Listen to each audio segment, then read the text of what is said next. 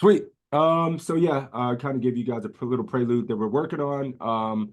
Thinking we're gonna start on some 25, 30, 20, 30, 25 big blind stacks. Um, just versus late position. We'll start with just the button and maybe move it around a little bit and go versus cutoff. Just late position. We want to get an idea because I swear to God, people are just c betting everything, always zero check boards. Um, so when we're kind of facing that kind of stuff, how we should be approaching it and making sure we're not overfolding. Can we check raise our bottom pairs, second pairs? Should we be check shoving? And making sure we're staying sharp there. So we'll mess around with it, obviously, here in GTO Wizard, but that's not going to be, it's not enough just to look at GTO Wizard. We have to think of our strategy in terms of our populations and how they're reacting, because the population will not mix in checks as much as they should. They will not be balanced. They won't be. I just see it every day. People just fucking see that. So, cool. The parameters are all set. I kind of set it up, and we'll just be in big blind, talking about it, calling on you guys, getting your thoughts, and how you interpret these spots. So, yeah, we'll do that, and then we're gonna go to some post flop, pre-flop in the money, 10% of the field, and we're only gonna look at short stack stuff because you guys are never gonna have chips. You know how you are. So, all right, cool. Who do we got? Meatball. You want to hop in here and get a few in? Happy New Year, sure thing. Let's do it, brother. All right, King Queen versus the button open. You're never leading, you checked. And I can do this and make this bigger. So when we do this, I'll ask you about specific portions of your range. Not only the hand at stake, and then we'll try to get a good, nice, clean strategy versus c-bet here. So obviously the king, queen, you're never folding. You probably never check raise here either, correct? That's correct. What are you doing with your 4-5, 3-4 suited? Your 4x, 4-5, 5-6, 4-6, 4-7. You ever folding those? You ever find a check raise with like 4-5, 3-4? If you have 2-4 suited, or are you just pure calling these type of boards? No, it's not pure calling, but I'm going to check. I'm probably going to look for opportunities to check the weaker fours. So like your 3-4, your 5-4, maybe a 6-4. And Are try you to get check them to raising go something away. like king 4? No, probably not. So you have 0 check raises with your 4x. You can be honest here. This is a good spot to learn, right? Did I? Some of the 4x, like the 3-4, the 5-4, the I don't know 2-4, some of the weaker fours. Does that count? It does. I mean, would you do that in game though? You can be honest. Yeah. Most people say they would, and just fucking pure call. And I see it like, yeah, we're check raise here to sound cool in front of a group of people. But when you're in game Fair. and I see your hand history, you're fucking pure call. I'm not saying you. This is just the human. Like, No, I that's think accurate. most people, I think everybody pure calls these kind of boards with their entire range except for 2 pair or shit they're ready to go broke with. I never see anybody check raise a 4x in the mid stakes players and low stakes players. And I'm just being a buck with you. Let's see if we are calling. And look, a little bit of raise here as well. Nobody's ever doing this. Check raise queen 4, some frequency of 5-4, 3-4 with the backdoor flush draw. Matt, with size. Actually, If needs you are more check calls. raising, Usually top and bottom pair calls, right? it can mix call mostly, yeah. I'd like to see what 4x raises. Yeah. All small, check raise 33%. That equates to how much? It's a multiplier. Is 5 big blinds. Yeah, like 5. So 5 is 2 point, yeah, and I think 2.75, 2.8x check raises. And we got to take into consideration how shallow we are. Cool. Now let's look, man. These are good experiments to do. First off, the button is betting damn near range. I mean, you could note lock this to range. I mean, everybody's going to bet range on these boards. Nobody's using 55% or 83 as much, you know. Were you saying, Tal? Oh, sorry, I was talking to my wife. Oh, that's cool. And then here we are. And I ask about this region down here. Look, 5-3, 5 deuce, 3 deuce, 4 deuce, all mixing. And then these are pure. And this is not being utilized at all. Nobody's doing this. Some of your lower ace-X, this shallow, almost all of your ace-X check raising. Which is a little bit surprising, right? I think most people are still finding a call here. Toe is right. Look at this. Top and bottom. Fucking just call. Doesn't need the most protection. It's a great hand to just call. Top and bottom just calling a lot. 33%. That is 2.8x check raise. So you use only the small. What's up, buddy? I think the ace X check raise is interesting just because they never have the bottom of their ace X range and we never have the top. So it's like if they have an ace, we're all behind. Yeah, I mean, but at the same time, like any ace X that we have at 20 is good enough. It's going in, but yeah. It's going in. Because if we look at our pre-flop strategy here, you can see, I mean, I forget sometimes personally with my offsuit ace-X versus the button open and almost jam them all if I'm not playing well. Or Also, if I'm just playing lazy, I just fucking rip every single ace-X to a button open. How does that strategy work from an EV perspective, right? Not bad. Yeah, I can make the argument. Look at your EV between call and jam between all these, right? Oh yeah, it's really close. But then It's if really you look close. if you look at the buttons opening strategy, they're gonna jam the bottom of the suited and middle of the offsuit. People aren't playing like this. Yeah, I know. Yeah.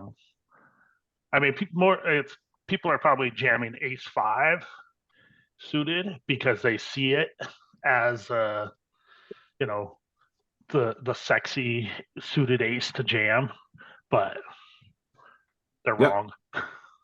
Yeah, people just aren't going to play this spot correctly. They're going to put themselves in a situation where they open some of this and need to call it off or not.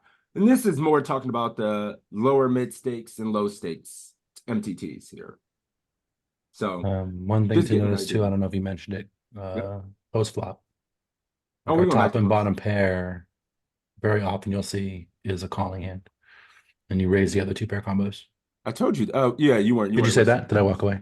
Yeah, you walked away. We were just talking about that. I said Toe mentioned this earlier, top and bottom, just all. And this is fairly fucking consistent throughout the tree, almost at a lot of different stack depths. 60 big blinds if we changed it. Top and bottom still would just be calling a lot.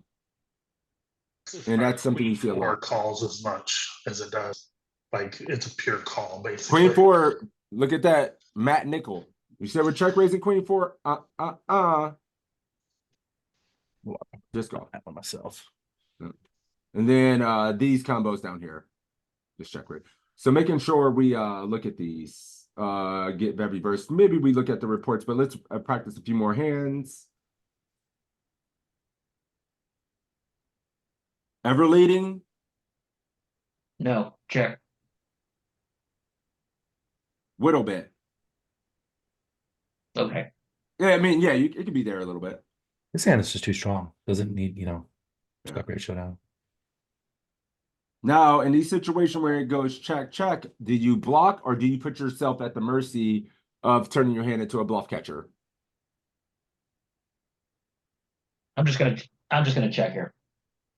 Anybody? Pucks is betting 1. Let me see. Who do I? Skate or die? What would you do here? Block or check? You see what happened? Yeah, I think I would just maybe check and let him bluff maybe. Nopers. You do not. I think one thing we see here with this stops us from happening. And I think this is a variance thing that you can get called by worse under pair. He's just gonna feel committed. Sometimes he finds a bluff. Also, you don't put yourself in this weird spot when you go check and they jam, and then you're like, what the fuck do I do? Or they go big and you're like playing a higher variant spot. Because I was thinking about the straight, but you're kind of blocking the straight, right? Yeah, I If they mean, did it ain't, open there's a lot of other things. Like he pot controls some ace X. You get value from a jack X. I just feel like in game when we don't take these blocks or the small things, we face higher variant situations by them betting and us needing to make a fucking decision, which is hard. Because we're actually losing versus his value range, right? We don't beat any hand he bets for value. So we only bluff catching, or we're in the sense of, okay, now we're paying off some value hands when he does decide to check turn that doesn't need protection with some ace X. I hope he jams. Oh, there it is. This is why the game is hard. You see? You calling now, Meatball? This is literally the perfect example of what's going to happen to you. I'm less than 20, so yeah, I'll call it, and I'll get shot an ace, and I'll cry. I mean, Not yeah, scared. like this is like you can't be scared. And look, Yeah, full. dead. Just Zero get at it. EV. Calling is puke. Real heroes You beat fold. 0 of his value range. You beat none of his value range. And people will check an ace here on the turn because, hey, He's doesn't 6, need a 6, lot of 7, protection. Can still just look like a bluff on the river, and you can just do this. Like, this is a very good example. And we'll look back at the turn. I guess on this run out, all aces are the same, right? Dead. On the turn, do we lead things like King Jack and King 10? Yep. I'm good. I mean, not much. Look at this. I mean, we're gonna be leading more of this shit. Our gut shots, all of our gut shots. We're gonna bet obviously our 4x. These ace X do it. So we should be considering a lead with some portions of our range. Obviously, King Queen makes no sense to lead. Our Queen X really not much. Surprisingly, Queen Jack, Queen 10. More so. King Queen just too strong. Leading some ace X, which is bizarre as well. And then obviously our gut shots are just prime candidates, even without the backdoor flush draw. I think you're leading ace X to get value from queens. King 10, King Jack. We go here to the river. Yeah, you don't want to check much. You ain't checking much. We don't really have any bet a third, right? Like the block bet's all just one. Yep. Yeah. Mostly just one. A little bit of this, and this is with the better portions of our range, right? Most of our ace X doing this. That's weird. They're check raising most of that, so we don't really have any. Yeah, it's gonna be at a very small clip. I mean, like I said right there, 3.5. We have 3.5 combos of hands that are doing that. Yeah, 3 combos, and then the rest of the combos just go 1. Yeah. Yep. Because when we check, oh man, we check, and you don't beat their value range, really. You know, like they have a few bluffs here, but you get put in hell when they bet. They have some bluffs here, but I mean, at the same time, you trying to call off with the Queen X. Look what you run into. A fucking ace. So I think this good hand. This is a great hand to start with. That King 3 suited is savage. Just getting nasty. I mean, it is the bottom of our range. We're taking the bottom of our range here, of course. Oh, yeah. I mean, but Well, we got Jack 4. Jack 4 is a vote. Queen, Jack 6. I'm surprised some of these other hands don't just bluff it off, but we don't bluff a lot in this spot, man. When they show up, I mean, if you have, because they have a Queen X, high, a 4X, or an ace a lot, right? Yeah, Jack high, you have some showdown value. Oh, Jack is up. But you just so you just take it. You just take your third pair. But Jack 4 is a vote, so yeah. So I see a lot of you guys saying this bet line is kind of the most bluffed in poker. How would our strategy change if a villain bet the turn? Well, the thing is, like, oh, are we calling turn? That's a good question. I mean, I think in game, like, some motherfuckers is gonna just bet, right? Like, here we go. Here, we check their most common bet size on the button is going to be 55%. I feel like people are going to grief it, but let's give it a theoretical correct size. And then in a big blind after that, you're never folding king, queen. Never folding trips up, obviously. It's still a lot of calling versus 55. Yeah, Never folding an ace, a king, a queen. You're on the flop. Am I? Right. Yeah. Right.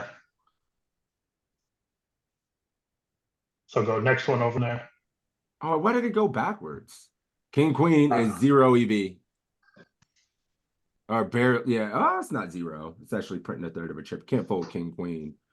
Some of these worse queens are starting to mix fold. I mean, that's Right. dead. Obviously, none of our ace X, our 4X still kind of taking a slow play line. And then these queen X become like break even marginal ass calls. Yeah, maybe then King we 10, block. queen jack, dead. King jack, king 10, all these are hearts. Anything just with the heart, these king highs are continuing. These are only hearts.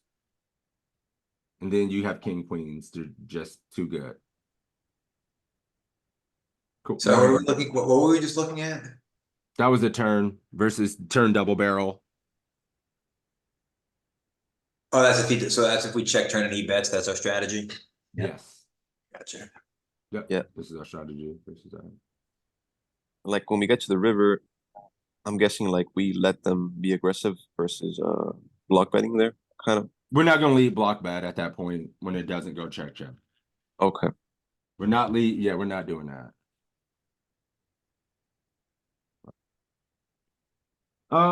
Yeah, these are the kind of spots that you just see every day repeatedly, man. These second pair versus a C bet versus double barrels. This is the kind of stuff you get really good at. Never leading. Meatball go again. Handy upsizes. It's marginal. Now I'm all like thinking about the check raise thing. Top and bottom should just call. Whereas before I was check raising a lot of weak bottom stuff. So now I'm thinking I should check raise this because it's middle. But I think I'm going to call on it. Just call. So what's your strategy? Because you sound fairly indifferent with your strategy. So with any of your second pairs, if you have ace 5, any pink with your second pair, you're deciding to check raise at some frequency, or are you going to use more 5, 6, 5, 7 like this? Because it needs more protection. Like, what are your thoughts with your second pair here? Because If I check raise, it's because it kind of wraps around one of the cards for like kind of a backdoor straight type thing. So that is kind of my check raise strategy. even for the bigger size, or do you think that's more applicable when he goes smaller? When it goes smaller here, since he's going a little bit bigger, I'm just going to call. Okay. What are you doing with your king deuce, king 3, king 6 with the backdoor flush draw? You ever check raise or just calling those? I think I'm just calling those. King 10, king queen, king jack, king queen, king 10. Got it all mixed up, but you King, check raising queen. those ever? King queen, yes. King jack and below, no. I think you need to check. Do we raise have a king lot of jack. that at 20? Yep. Yeah, we just see we have all of it.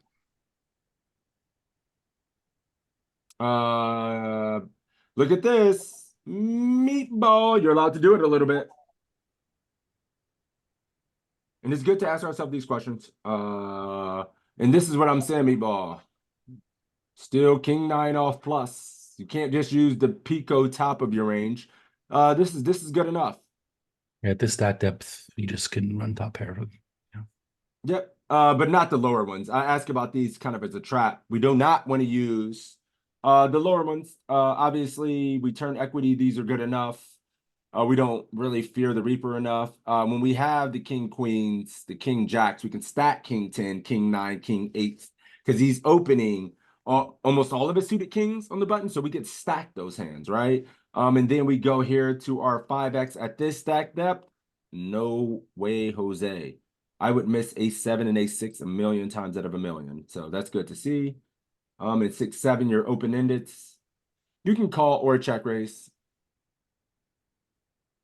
But not much check raising here. It's pretty much only the goods. and then a little bit about 6-7 and some of this other stuff that just doesn't feel natural. But 6-3 is a really good one as well, 5-3, and it's using the small size. It's almost clicking it. When he goes 3, we make it like 7, 6.5. So we click it.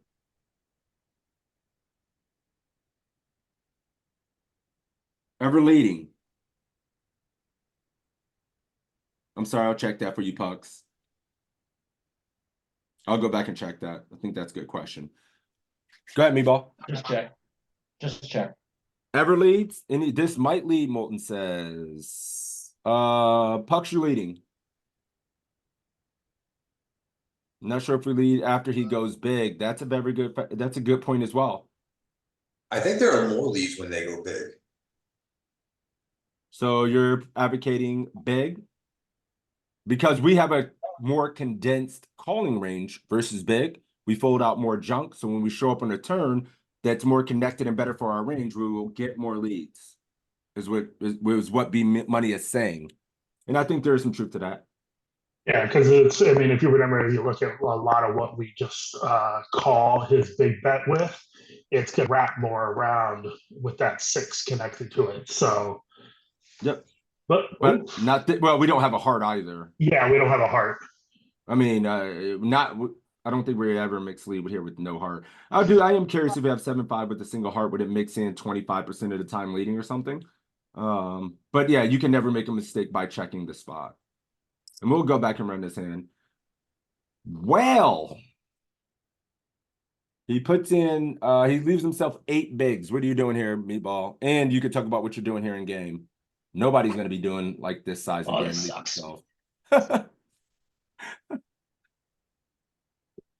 I'm probably going to call. Heels. Don't fold when you pick up equity is what he's saying. Any raises? Oops, I didn't mean to click fold. Why did I do that? I just I'm streaming like, oh my God, why did I click that button? Yep, can't fold when you pick up equity, even if it doesn't feel great and they're leaving themselves that, we can never fold. You're not leading. Oh, what the? And you break and get jammed on. Call or fold. It's such a small price for it's just like pot odds. I don't know if I can walk away. I mean, yeah, you're getting 21%, right? I mean, 21%, so you can't fold much. I would say don't walk away, run. Run away. And think about what happens in real life, Meatball. When you've actually called the turn, do you think your opponents are going to 1, 2, 3 you in this spot as a bluff? Nope. And I'm talking like a real life person that you've bet, and do you think they're going to follow through with ace 10, ace jack, ace 9, any of those type of combos? Oh, I always assume that they are because I never believe anyone. But so I'm going to fold because I'm going to try to improve. Normally, I would just call this because I'm an idiot. Oh, look, that just I would say that in practice too, population vastly under triples. Yep, here's your calling range. It is, and when you get in this price, you pretty much can call almost everything you get here with it's a pair.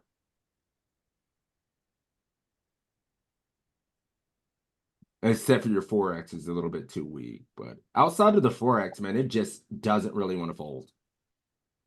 Obviously, when you're getting 21% equity going to the river, you can't fold much, right? Can we look at the tripling range?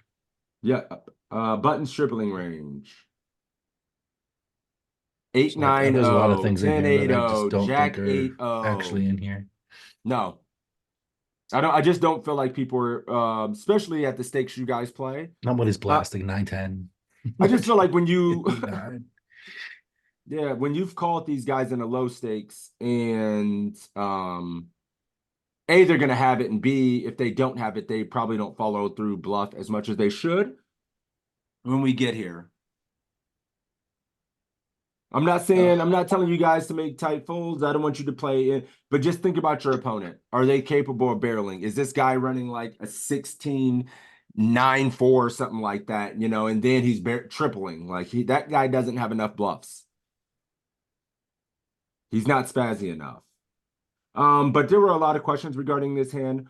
One of which is what happens to our range when they use a more standard size. I think more population is probably just going to go 33 here. So what's the interaction with our range here from the big blind and how we should be interpreted? Obviously, we're going to be calling a bit more and we can check raise. Here's your 7-5 now.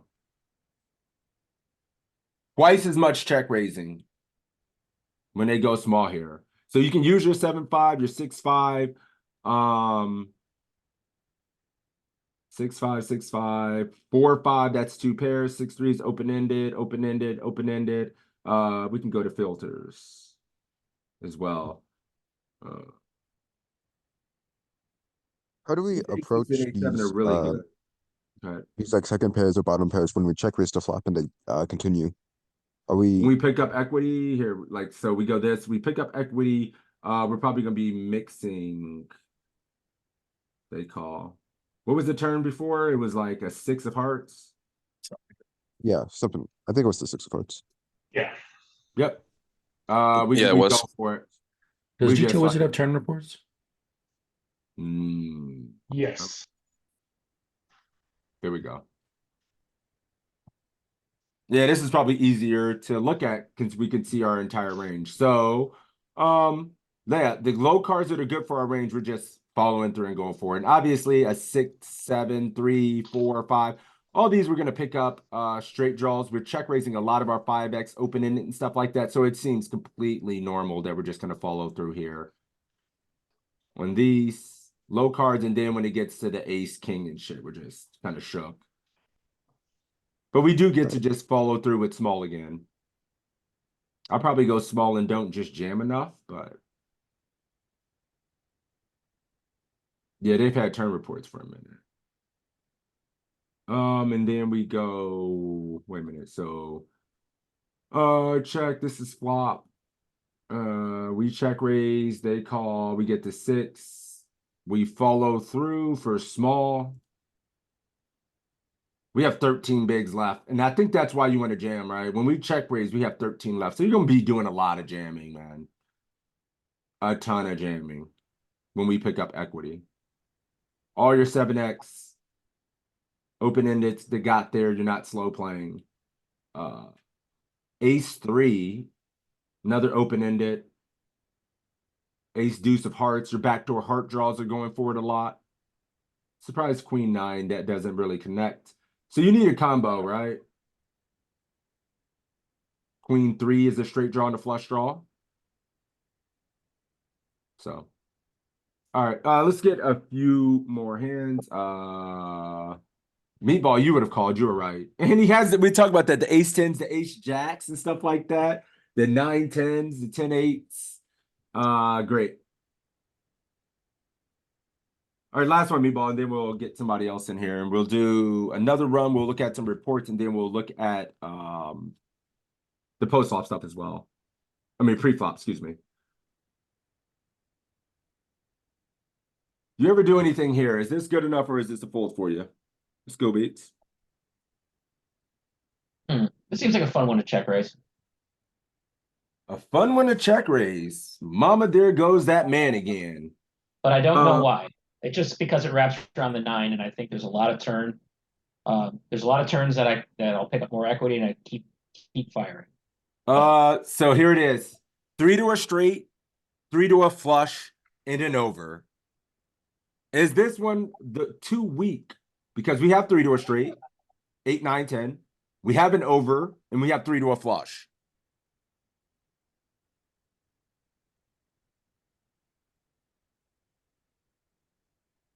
Look at that.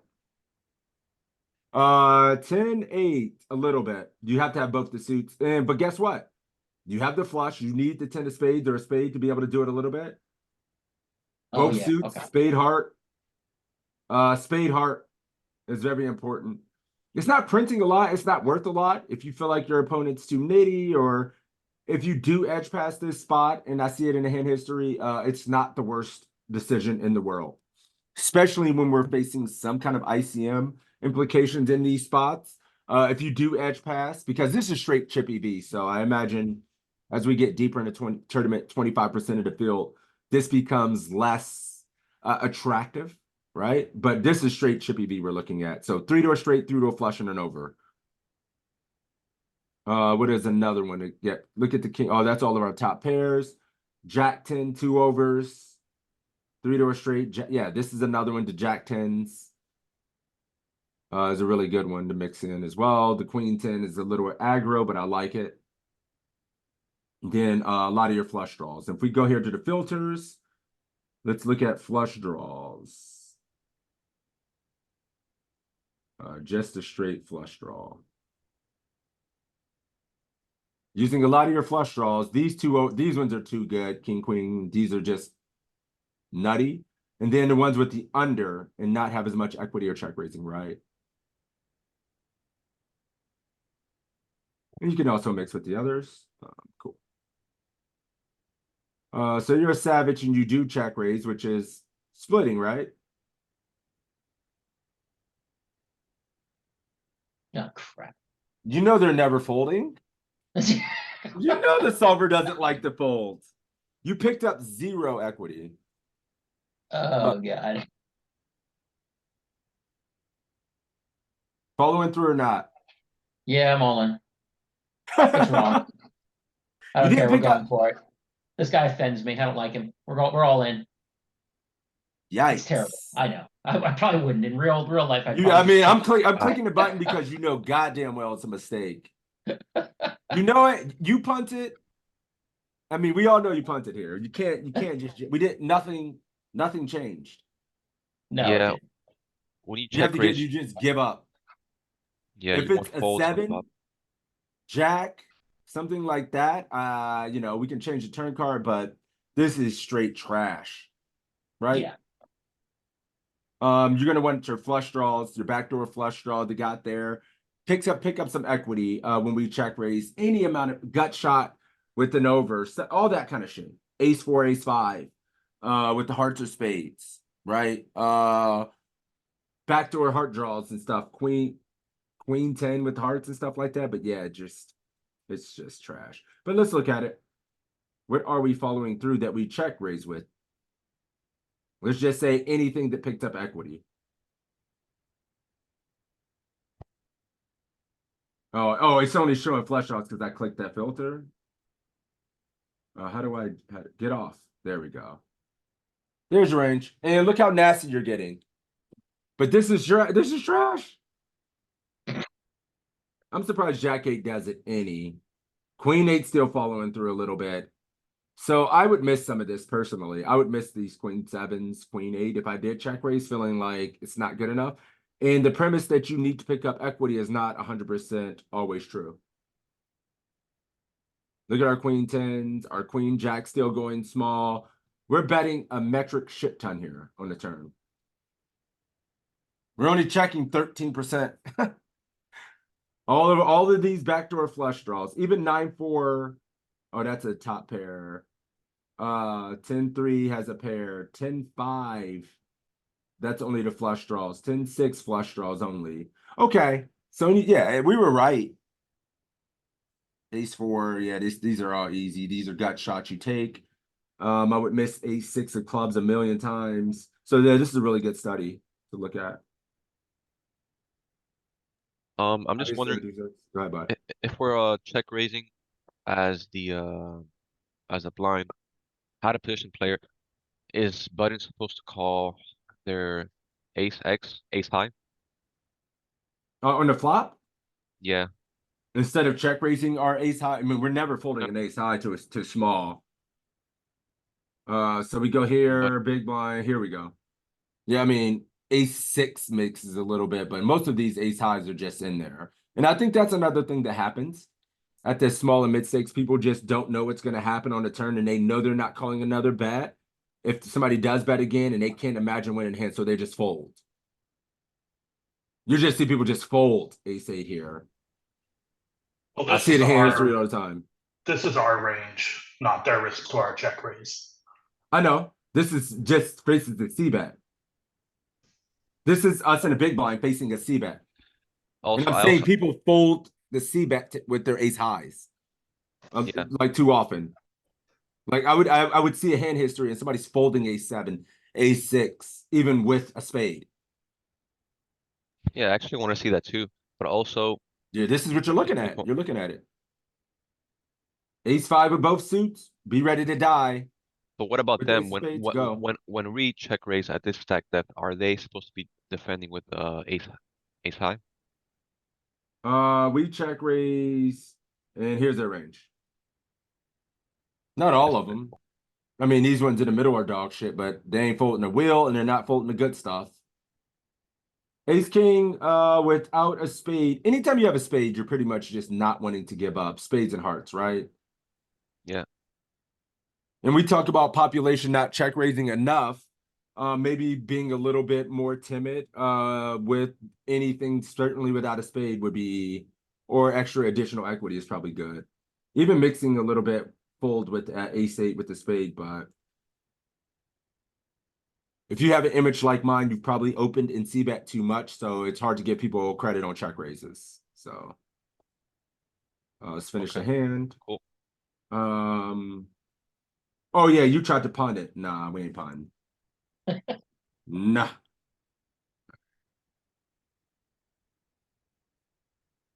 Got us.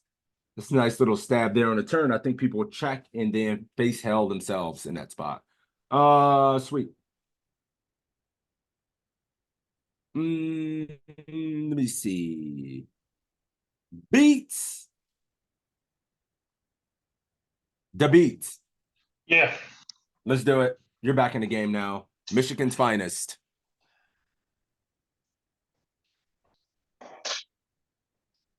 And he uses the big size on that ass. Obviously, you're never folding. Never folding. I think there's going to be, gosh, there's a little bit of, there's going to be a little bit of check raise in there probably, but mostly call. Like a 70-30 type situation, Yeah, EV being practically identical. The real question is, what are we doing with our 8x? Are we calling every single 8x? Are you ever folding something like your 8-4 suited, your 8-5 suited? Any 8x folding in your range? Yeah, probably the weakest eights like that, like you said, like 8-4 of clubs, 8 deuce, like 8-5 of clubs, 8-6 of clubs. You're not. Are you folding any 8-6, 8-7, or anything like that? I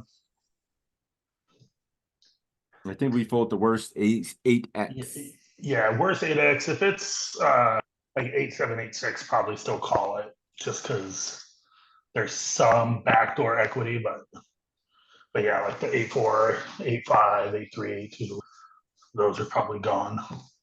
Okay. Yeah, and I think in game as well. And I just think people are just always c-betting, so I don't think I would fold us too much in a spot. Maybe if they upsize here, but if they go 33, I actually never fold a pair or any draw, right? Like you just can't. If they go the standard 33, then zero folds with any pair they do because some calling. Yeah. We do maybe come a little bit more indifferent when they use the bigger size, of course. But yeah, no check raise here versus big at all. I mean, in game we're obviously naturally just going to call every time. And check him out. Any 8x, 8-9. Wow, I'm surprised 8-9 is just Me too. Almost just pure out of there. And then all the rest of the 8s in there. And one of the things we see here that isn't happening, check raising these are smaller ace-x. We don't have many ace-x in our range at this stack depth at 20 bigs. No. So we need to be in there. What's up, Corey? If we raise, it's an easy fold with which portion of our range? Oh, you mean if we check raise any of these are ace-x, do we fold? Sorry, I was just trying to get the it's kind of hard sometimes to get context from the chat. So I was just trying to help. If you do have a question, you can feel free to unmute if you like. It's all good. But not much check raising on ace high, bros, and it's practically only the damn ace highs. You can see this queen jack. EV is going to be neutral between calling, and I'm probably pretty safe calling this in game. That queen 9 off just throws me. That it's either just fold or 3 or. I mean, your gut shot Check could raise. give you some reverse implied odds to just call, right? What are you really chasing here? It's Yeah, just that just feels weird. yeah. It's fold or check raise. Yep. Seems like when we go to that small sizing, it's almost all value. I don't see many bluffs at all. Maybe like queens and off. There's not Yeah, it's no. ace high boards. We don't have like we can't bluff. We can't bluff on this texture. Now let's take a look at versus 33 and see if we get more bluffs versus small. Maybe that'll help us determine because I think population doesn't mix in big that much. I'm looking at some of this shit like nopers. It's mostly the same range of hands, just going bigger. Yep. We And check then raise adding in, slightly like- bigger. And we're just using damn near all the ace X. And like Toe said earlier, if you have your two pair top and bottom, slow play. It's top and Slow bottom. play that. Yep, slow play to top and bottom, and look at the rest of your ace X in these spots. Check raising. Seems like bottom also slow plays always. Like at least jack eight suited. Jack Jack eight as eight off. well. Yep, Jack Yeah. eight, bottom two, and top and bottom. We don't have ace jack, of course, because if someone opens the button and you have ace jack, your ass better be jamming. Night, night. Night, night, GG. It's time to jam. Yeah, it's as good as it gets.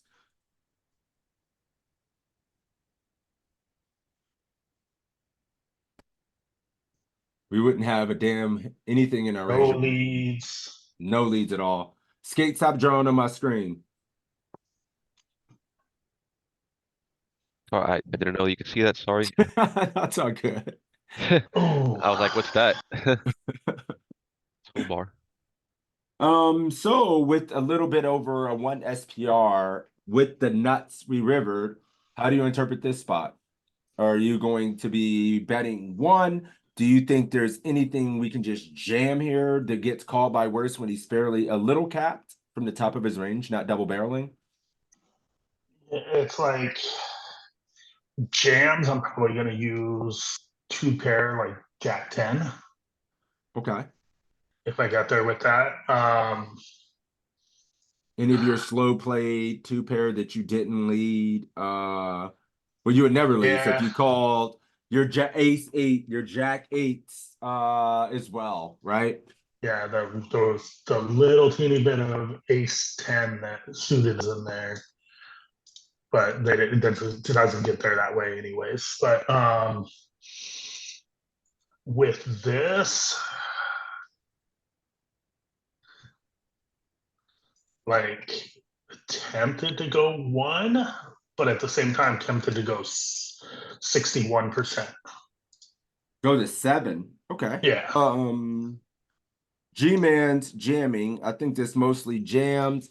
A lot of people wanting to go all in here. And it's going to be interesting to look at this because do you think your opponents in game at the mid and low stakes who aren't kind of playing face up, do they have a hand strong enough to ever call a jam here with? And will we be better suited betting 35 or 61% to get value from their Jack X or whatnot?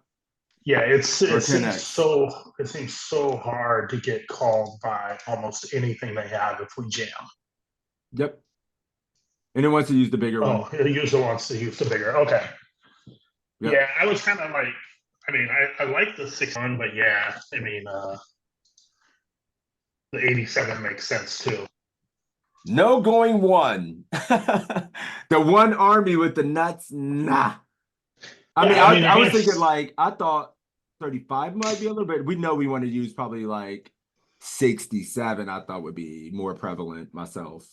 Yeah. 80 did. But I mean, obviously, if you want to jam the nuts here and just hope he check back some of his ace X and he has some balance, or if he makes two pair himself, it's not really about what we can get called by always. It's like our hand is worth so much and the SPR is already shallow, just get it in, right? Yeah. Like it's already the bot's already you do have some bet one. It's just not with the hand. Jack X, 8X. Yes. You're not your. Oh, here you go. Your dummy straight with 9-7. Yeah, 9-7, actually doing it at some frequency, but it's also probably ripping as well. Yeah, it's Yeah. also ripping. Yeah, it's kind of doing a little bit of 9-7 does a little bit of everything just because it's completely indifferent since it's the bottom end of the straight. Yep, and not even going one with your 10x. The 10x is just going to have a hard time getting called by a lot worse. The Jack Yeah. X going one getting called by the 10x, right? The Ace X going big or jamming because it gets called by the Jack X and the 10x. So yeah, it makes a lot of sense. A jam can get called by any Ace X that did take a line that checked or some heroes from King Jack. So let's see. We go all in. And they just can't fold. Like this is great because it still gets called at some frequency by the King 10s and King Jacks. And he never can fold an ace if he did play it like this. I just don't think population checks turn with an ace that much. I didn't think he'd be that weighted to aces still.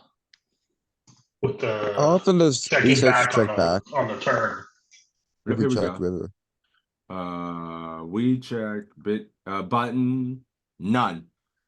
Yeah, No, I was like, they shouldn't have hardly any aces other than you ace won't 8. see it. Yeah, it's a weird thing, you know. And in real life, ace 8 is most people are gonna bet ace 8 bet in real life. Dude, I mean, you can't look at these frequencies for humans. Like everybody's betting their turn with an ace. yeah. So the chance of us getting here and pasting an ace is pretty much slim to none. And that's why I'm less inclined to jam the river as a lead, because real life, the aces are just gone. Yeah, the value range that you're targeting is actually just a Jack X, a 10X, maybe kings, right? Kings that just see that. Pocket kings will not double barrel the turn. No, they won't. Okay? Not Yeah, in real life. No, not in real life. The turn will people with kings and queens is what you're kind of targeting as well in real life. Because people just don't barrel these at full frequency, especially at the I would say those are probably closer to like a 60-40 for kings and 40-60 for queens. Correct. If you're talking like an $11, you know. Yeah, guys will just be like, oh, piss, I can't bet twice and get called by anything worse. So they'll just put themselves in hell in this river and then decide to make a mistake, right? Yeah. Let's do a few more, and then I want to get into some of the pre-flop stuff. Oh, this hand's so easy. Oh, is it? What? What? What? Yeah, nope. And fold. Yep, you might be able to fold this, but what about our 10-7? 9-10, are you check raise? Yeah, 10-7, heart spade. 10-7, heart spade. Probably mostly a check. There might be a little bit of check raise in there. 10-9, I'm probably mostly check raise. King 10, heart spade. Call. Mostly. Mostly call. Yeah. What about your queen 7 heart spade, queen 8? Well, yeah, what about your 8x? Are you calling your 8x or check raising? Check raising the better 8x. So 8-7 and higher.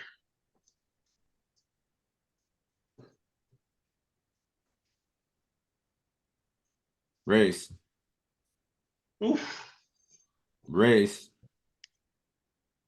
Oh, you got, yeah, here's the 8x. Yeah, I said 8-7. 8-7 is a check. Okay. So 9-8. So 8-9-0 plus. Everything with a higher than the 8. Obviously, your jacks are going crazy. Yep. Your flush draws, check raising at a good frequency. Ace highs net. Ace high without a spade can fold. But any ace high with the spade, especially the ace of spades, is calling. Ace of spades never folding. Ace of spades never fold, right? King deuce, missing this shit. Yeah, so bottom region here. Yep. I miss those king of spades and queen of spades. I miss those. Justin Saliba, did a very good video series about this. One of his first video series, he talks about using some of the paint and danglers as check raises in these spots. This will be consistent, very consistent with our ace, king, and queen X with these danglers versus c-bets. And you'll see this in the game tree a lot. So make sure when you're studying yourself, you're realizing like, hey, we're going to be using our paint over with the suit blocker and a dangler a lot. It's just going to unblock so many of the hands he's going to bet and fold. Yeah, it makes sense. Yeah, Justin did a nice big piece on it, and I won't forget it. Queen 9, Queen 10. I was asking about your King 10s. Mostly raising, brother. These are the hands I want you check raising a little bit more. Yep. And not just calling in them. And, you know, I mean, you'll get an opportunity to bluff because people won't barrel turn enough. As long as we're continuing with these hands, it's kind of important. Right, and I'm check raising too much with 10-9. Yeah, 10-7. Here's the 10-7 I was asking you about. 10-7 off is pure. So if you get the, yeah, it's like if you get 10-7, just check raise. No float. 9-7, same thing. So making sure we're very aggressive. Obviously, the pair of boards we get to go ape shit on, right? This is a little bit. Bucket beat, you did it. You spazzed out. You picked up equity. Shit. Yeah.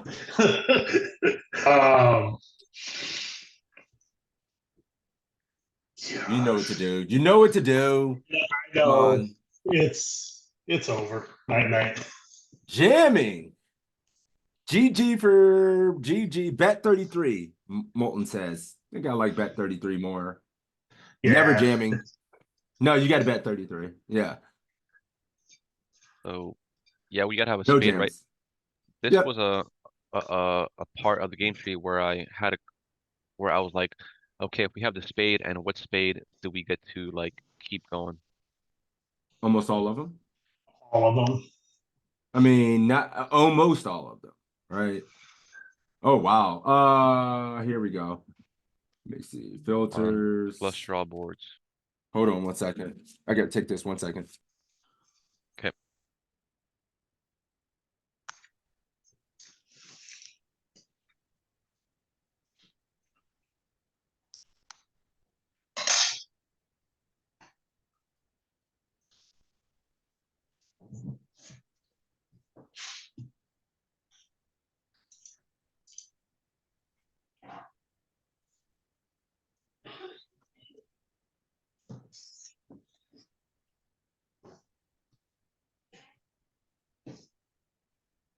My bad. No, not as much as we like. Not as much. Filters, flush draw. Why does it do it like that? That's not all of our flush draws. That's all of our single flush draws. Oh, those are made flushes. That's why. These are just our flush draws. Those other ones are just made. Yeah, we're just actually being pretty well. That's a pair. These are pairs. That's a pair. King 6 and ace 6 and all that. I guess it just gives. I would have went small with all this in game. Yeah, like more specifically, I'm thinking about the ace of spades. If we had the ace of spades, does that block any of their hands or etc.? We don't have the ace of spades there at all here. Yeah. I'm sorry. Here we go. We just do it like Ace this. of spades, king of spades. Check the ace of spades. Okay. Tons. What's going on with the king 3 over there? King 3, king deuce. Are those made? Well, we're following through over here. Yeah. Okay. I see. Yeah, we're just following through with the bottom end at some frequency. Queen of spades. It's not very cut and dry. And if we have to ask ourselves what our opponents are doing, I probably wouldn't, if we check raise this board and we actually get called, I feel like outside of just jamming value, I'm probably just going small or just jamming hands that I'm prepared. Like I would prepared to go broke with. Obviously, you want to just follow through with all your flushes, the little vulnerable ones. But when you get called here, I'd probably just go small, like smaller than 5. Probably like go 30, 25%. The SPR is already sub 1, and when they continue versus check range, it's going to be pretty bad for you. Okay. Yeah, I was just wondering if we like could be super aggressive, but maybe not on paired boards and when they call. Beautiful. Beautiful. 21, 30. All right, we have to switch. Actually, I want to look at one more thing and see if we can look at a report really quick versus CBAT on all this board. So BB, check, button, bet 30. Then we go here. I mean, and this isn't going to be, when you look at these reports, it's not going to be really indicative of how we continue, because it's when you look at a report like this, it's all minimum defense frequency based, if that makes sense. Like, it's just the portion of your range that continues versus the bet size. So you don't get, it's not like when you look at a report as the aggressor and you can see what board you want to bet a lot. Your defense strategy is going to be based on what frequency of hands. Obviously, you see all these ace high boards. Well, we're just not going to have a lot of ace X, right? And the ace X we do have, that's where our razors are coming from. And then the king high boards, paired king high boards, no calls. Damn. Paired queen high boards, no call. So our paired boards, you can see how little calling we do on paired boards. 9, 10. And then how much more jamming we get on the low connected boards here as well. 3 to a straight, through to a flush, 7, 8, 9, 6, 7, 8. Those type of boards. Sweet. We don't have as much time as we used to have, but we can still get things done. I think also, I think it's time we get into symmetrical. We always need to be working on our ICM game, guys. Got about 45 minutes of post flop. That's good. That's good. All right. We're going to just be in hell for a minute real quick.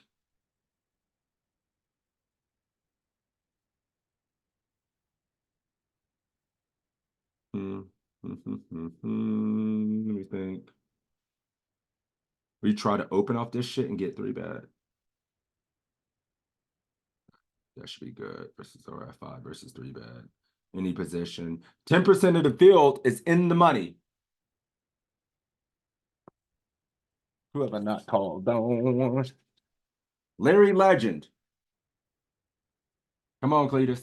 Get in here. Oh, he's gone. Molten Ashes. Yeah, what up? Let's do it. We're in the money here. You can see it. We face this Yeah. shit every single day of our lives. We If do. you're not calling this, what is the bottom of the calling range? Are you calling all pairs? What are we looking at? 5s plus, like 6s, 5s, or 6s. I'm maybe between those two. Actually, probably 6s plus. No, 5s plus, 5 plus, 5 plus. Fives pulling plus. Ace 10, what's ace 10, ace 9, oh, what's the bottom of the calling range versus the cutoff, James?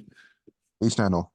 Ace 9, oh, ace 8 suited, ace 7 suited. What are the suited aces? Ace 8 suited. You calling Around king there, 10 yeah. suited? No.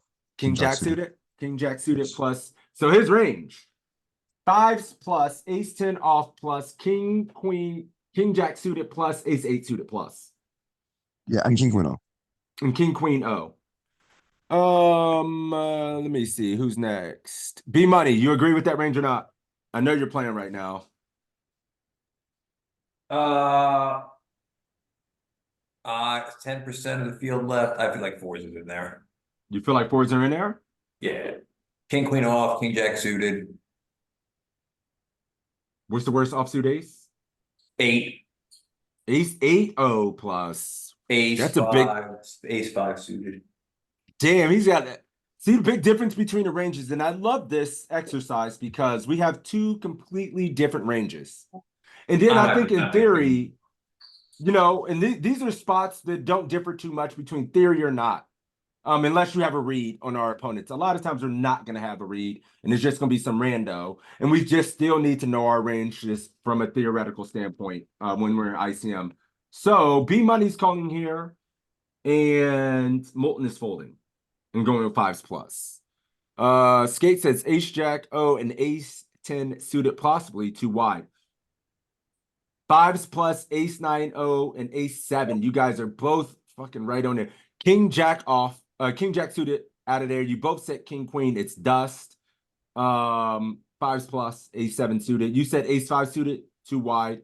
Ace 8 O too wide. And this. Hey, take care. Hey, take care, buddy. I'll see you, Nickel. The Mounties out of here. See you, but King Queen suited still making it in. And who wants to take a gander at what the cutoff shoving range should be? Who wants to take a guess? Let me see.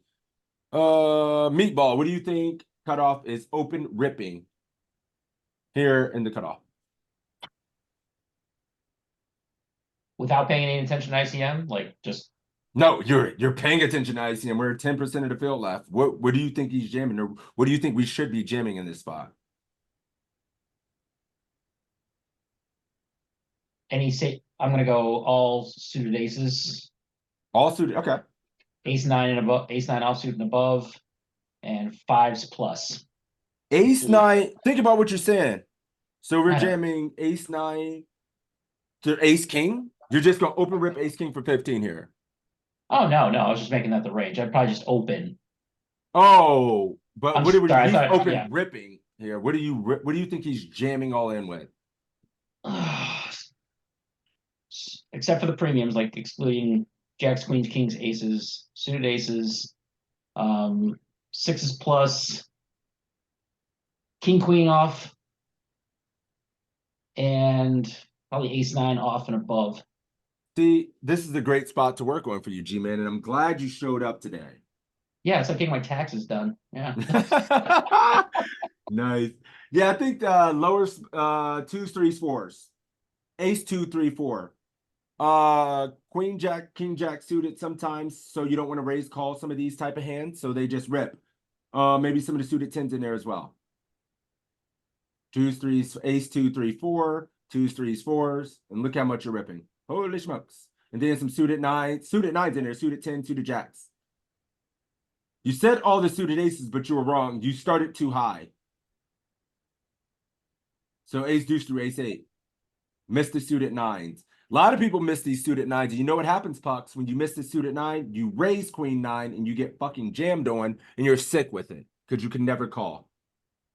Every time you open this spot into 3 rejam stacks, you get jammed on and then you cannot call. So you're in hell. So this eliminates all that and just takes the profitability of jamming.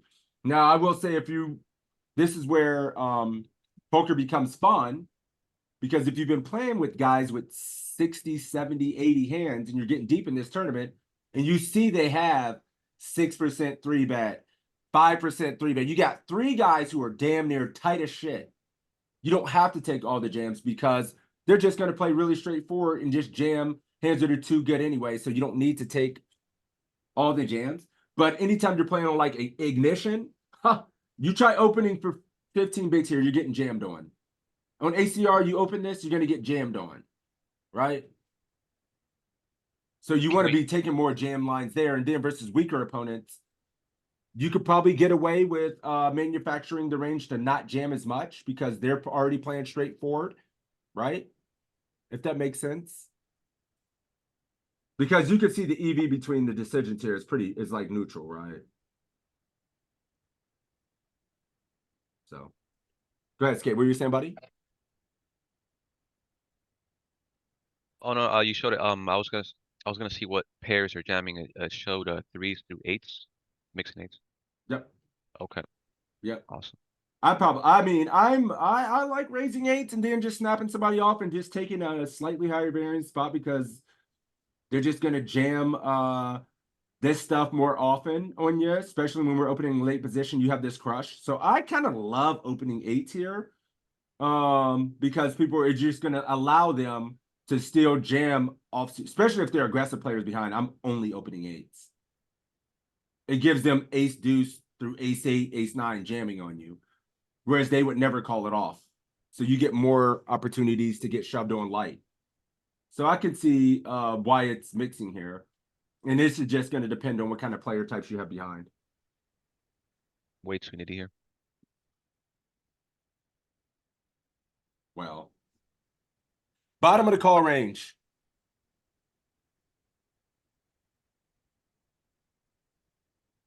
Go ahead. Me or Oh, yeah, it's still on you. Meatball? Yeah. No, it's still on you, Okay. Molten, right? Yeah. Okay.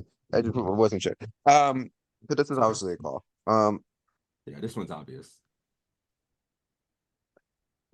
Let me think. Well, you have to think about your range here. It's the exact same. I don't know why. Yeah, it's Oh, it's fine. so well. We will like min opening eights, so that would also call like if we decide to not jam eights, we would call it eights. Essentially what we're doing is because our jamming range is kind of condensed, so the hands that are better than our jamming range we call, and the hands worse than our jamming range we fold. I think I know what you're saying. I'm like, I can't. Yeah, any portion of your range is strong enough. You're gonna be folding the offsuit junk. Like, okay, let me ask you this: ace. Well, you're raising. You should be jamming. Ace, deuce, 3, 4, 5, 6, 7. This is why this is important. Yeah. If you don't jam those, then you're faced with this, right? Right. Then you don't know if you should be calling off or not. And this is what's going to save you guys when you get deep in these tournaments from being put in this spot where you're just indifferent and you're folding out high equity hands. If you don't shove the low wheel aces and you get jammed on, it's hell to try to call those off. You can't. We'll just look at it. I mean, you're just calling goods. Like, you're not ace 9-0 plus an ace 9 off. I would probably not call. I wouldn't call it off here. The tournament you're going to be in, you're going to be the best player at the table. You don't need to call off the ace 9 off unless the guy's a complete maniac. And then everything else is too good. In chip EV, king queen off would be a call. This would be a raise call in chip EV. You can check it. I've seen it. But as we get deeper now, it's out of there. Ace 9 suited plus ace 10 off plus in any pair that you actually did open. It has to run it. And this range will be pretty consistent. Ace 10-0 plus ace 9 suited, 8s plus. Ace jack off's not there because we jammed that pre-flop. Hell yeah, you jammed that pre-flop. Okay. Jamming range versus this open. I mean, you're going to be defending a shitload. Actually, let me ask you a question, Molten. Yes. Are you defending your offsuit 8s here? Queen 8, Jack 8, 10 8. 10-8, yes. Okay. 10 7, Queen 7. No, Jack definitely not 7. offsuit sevens. Definitely not No offsuit offsuit. sevens. No offsuit. No. 6 7. Yeah, 6-7, yes. 6-7, yes. So you're saying, what about offsuit 2 gappers? 5 7. Not 5-7. Not the. I think offsuit 2 gappers start at 9-7-ish. Around there. I think in terms of the offsuit 8s, like queen 8, queen 8. I think I defend the offsuit 8s, but not the offsuit 7s. I King defend 7. quite a bit. How about King 7? Nah. King 7. I think I defend king 7. But king 6 off I fold. Okay. You're jamming pocket 4s. What are you doing? 4s, 5s, 6s versus this. Okay, so I know chippy vetoes are jams. And I see I might think you want to be a little more blocker heavy than that, so I just call 4-6, 4s, 5, 6s. Woo. Anybody agree, disagree with the smaller pair versus this MP EP open? Are we jamming pairs still? I don't know. Thanks for that. Thanks for that, Skate. I'm glad you don't. You the man. Beats.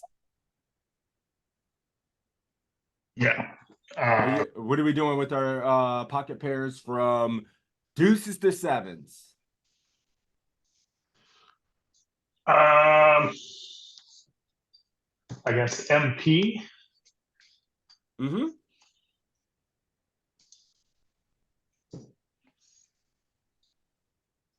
Probably flatting deuces through sevens, jamming eights plus flatting aces. Flatting the ace and the ace. Easy. Fours and fives jam, 6, 7, 8s. No flattened aces, sir. Oh, just okay. Just raise. Flick it. 3-bet. And your 3-bet size is under 3x. When you see somebody else do this to you, run for the hills. Nobody has a bluff. Okay? Nobody has this stuff doesn't exist in the real world for a small 3-bet. So if I'm in game and I open an MP and someone makes it 5.75, it's only the goods. And if you do it, it looks like it's only the goods. I'm just saying, like, it's easy to face this open and then sitting here with pocket nines as MP and you get 3-bet from the big blind, run. I don't even know what to tell you. You should fucking fold. 8s, 9s, even 10s. If I'm playing very well, I could just fold because people have 0 bluffs. I miss those 5s and 4s almost every time. Yeah, I could see it. I mean, but you're not making a mistake, Beats, at all. Yeah. Your population, if you do just take a flop, look at your EV here, even versus the solver. You're doing fine.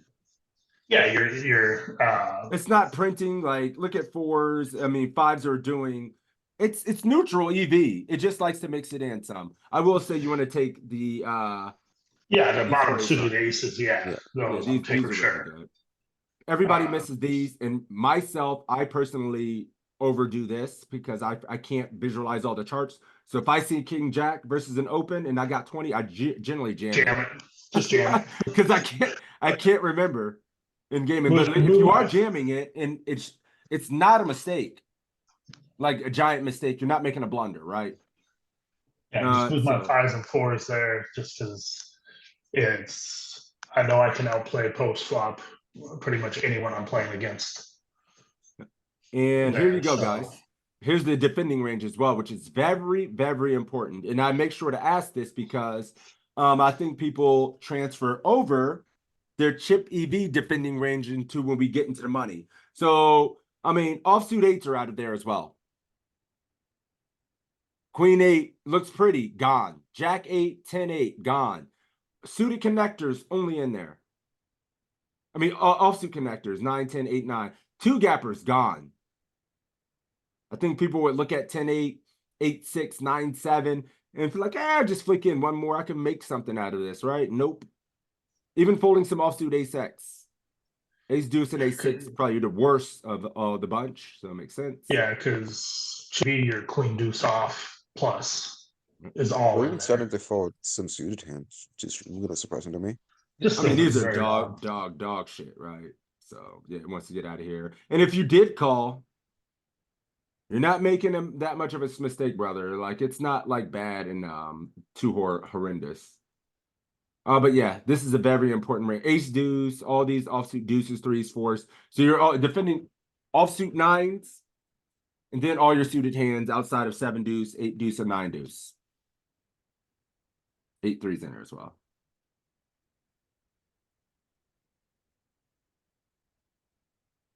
And this is EP. We just saw the range versus MP.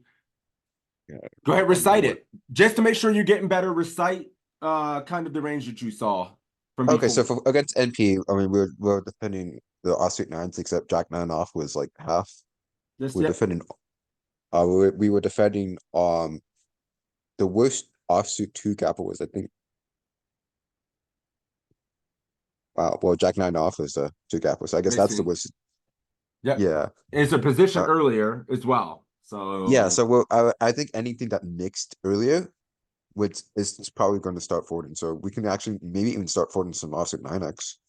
Because if Jack 9 off was mixing, we're going to fold the worst suited stuff. Yep. Now let's start V pipping. What do we jam here? So a lot of the suited range. So the ace deuce to ace five suited, the ace this does suited Broadway, so king 10 suited, the suited tens. Fair. Um, Queen jack suited. What are you doing? jamming. Okay. Fours, fives. Are you still jamming those with a position earlier open? Well, okay, so I know they were neutral EV against NP. You know what? And think about your games. Would you jam those opens versus? No, I would never jam in game. I would never jam fours fives. Like before today, I wouldn't even consider. I would always flat.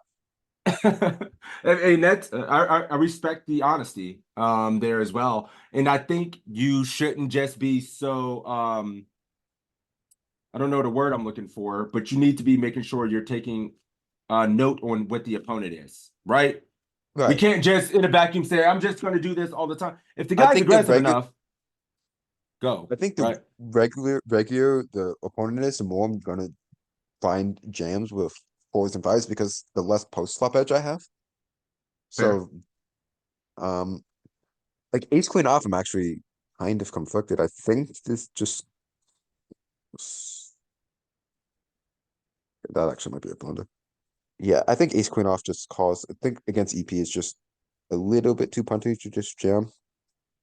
Sir, it's a fucking full frequency jam. I'm not even going to let the conversation go any longer. I don't want any more bad words coming to your mouth. Snap jam this shit 100% of the time Okay. at 20. 20 bigs? You're jamming this versus everybody Okay. at the table as a single open. Okay, yeah. I just Everybody, too please, much. God, just jam it. You nailed the suited tens. You nailed this. And look at you. You nailed this.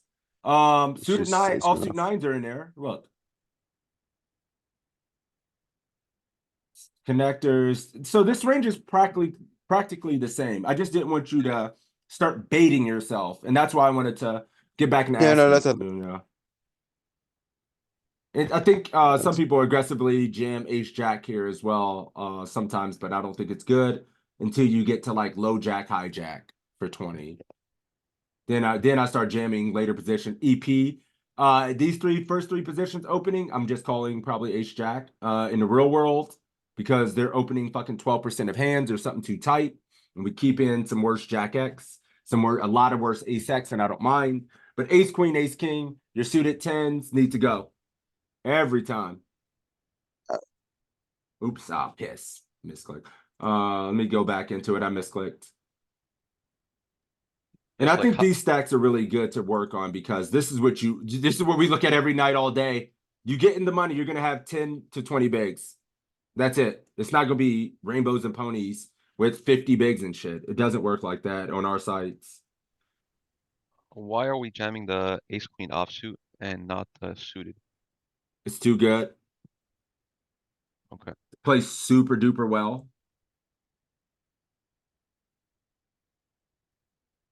Oh God. One more, Molten. Do this one.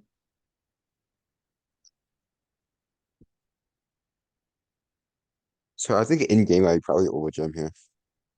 Like this in game I probably take the spot always, and I'm not sure if that's right. Let's talk about that. In game, do you think people are min raising off of 10 big blinds non-nutted? Yes, in like in the games, yes I do. Because I'm in this 10 non-loaded. Woo! I'll be honest. People that I see getting deep into tournaments that they already kind of have some tight stuff. They don't rip, they min raise. It's so nutty, it's ridiculous. I'm not saying you're right or wrong here. I'm just giving you the optics of the way I visualize this situation. For the people are record, just I'm talking about regs. Like if it's a random, I'm folding. I'm not Like even if I talking don't, about I'm just saying in a vacuum, like people in the mid stakes and low stakes are just doing this to induce. And then if they had something like ace queen, ace jack, they would just rip all the other type of hands other than the ones they Yeah. wanted to get seals from, especially when they puts themselves under 10 bigs. So that's okay, yeah, just that's fair. most That's people fair. aren't going to be regs. You're playing in the piss lows, like 20 any tournament under $50, and I'm seeing this. I'm actually nervous that they don't have enough bluffs or they don't understand a range Right enough. If you see some of the Saucin or any of the regs that play on global and stuff doing this, sure, they can just be doing this with ace nine because they don't want to rip it. And then they can just raise full because the optics of their range is so strong that if they do get ripped on, they just know they're dead. But people generally just do this. If I see this deep on Iggy, it's aces or kings. Like, Yeah, that's fair. Yeah, that's fair. you know. Yeah, I get Iggy. I get the egg. I guess if I consider this like a random Iggy person, then I probably should just be overly tight here. Sure. And then for this. Yeah. Uh, But full, I don't know. I mean, it's probably gonna, yeah. It's still like even versus like look at this range. What is the opening range for this? What does it want it to open? Like, yeah, like I do this in game all the fucking time if I have ace nine off. I'm never open ripping ace nine off. But look at the rest of the range. It's actually nutty. It's only got a handful of bluffs, and then you're dead, right? Like people are probably just jamming jacks as well. These are really good min raise opens, but I think most people are just ripping everything. So you see this range, it's literally gonna be this, like queens plus. People sometimes jam. Nobody's opening jacks because they're scared at the small stakes, the bad boards. I think I overdid this. I think I min-raise tens and nines sometimes. Jesus, don't do that. No, no, no. Especially you're just gonna go multi-way sometimes, and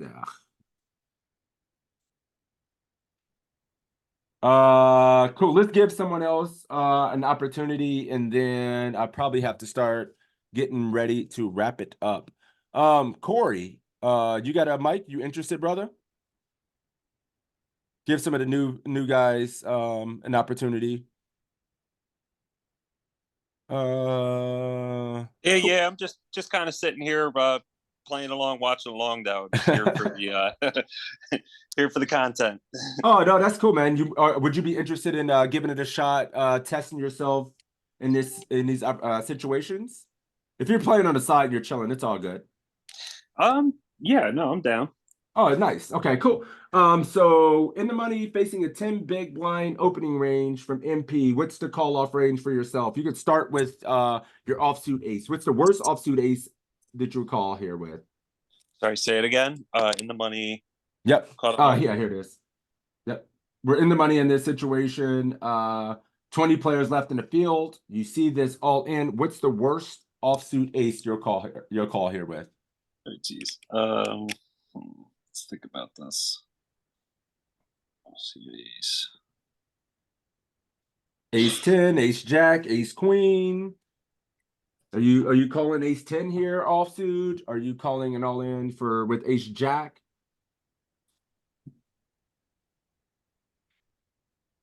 Yeah, I guess ace 10. Ace 10 off? In position. Okay. What's the worst pair? And there's no wrong answer. We can only see it like, Probably 5, 6s. Calling off 5s and 6s, ace 10 off. So we're kind of short, so you're just gonna feel like he's jamming wide enough, or ace 10 is good, 5s. How about your suited ace? Are you calling ace 8 suited, ace 7 suited, ace 9 suited? Where are you at?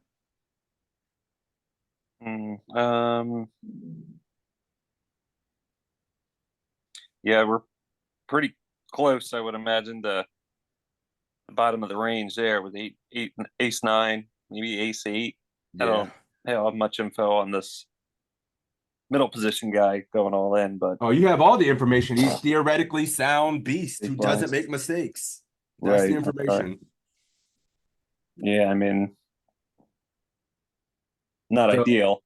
Right. So we're calling ace 9. So he has ace 9, ace 10, ace 9 suited, ace 10, 5s or 6s plus. Moulton's going ace jack, ace 10 suited, 7s plus, king queen, ace queen, for beats, ace 10 suited, 8s plus, and king queen suited. Corey wants to call with this. Is this the bottom, or do we need to take ace 10 suited? Feels pretty bad calling off with a 9 because the bottom of his range would be some 9s and 10s. Yeah. In this spot as well for first in. So we're blocking some of the bottom of this, but we still beat this portion of the range, right? But is it enough? do we just want to have ace 10, ace jack? Oh, you can see their range for 10, 4s plus, suited 10s, king 9 suited, ace 4 off, and ace 9. Ace 9 never jams. You know, I like Moulton's range as well, but I think it might be the pairs might be slightly too loose. Oh, sevens. Yep. Sevens plus ace jack. Oh, ace 10. No king queen suited. That's the trap hand for a lot of people. Yeah. Everybody always wants to call off the king queen suited in the money. You can't do it. So we're a few pips too loose, Corey. And that's okay. This is how we learn, right? Like, but I think you're just one pip there and one pip here. And then on the pairs, yeah, you were just right there.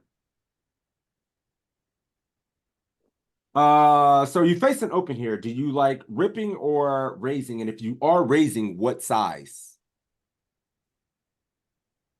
Kristen's ripping it. Tempting.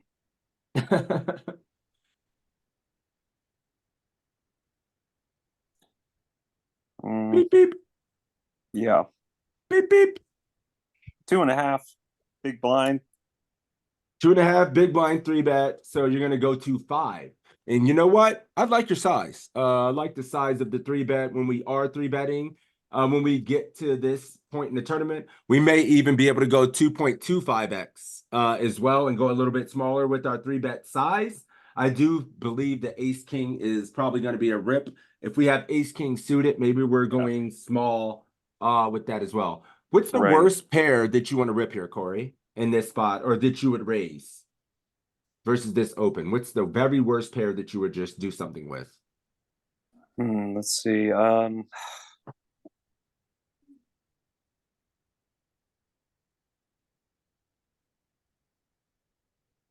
You 3-betting 8s, 9s, 8s.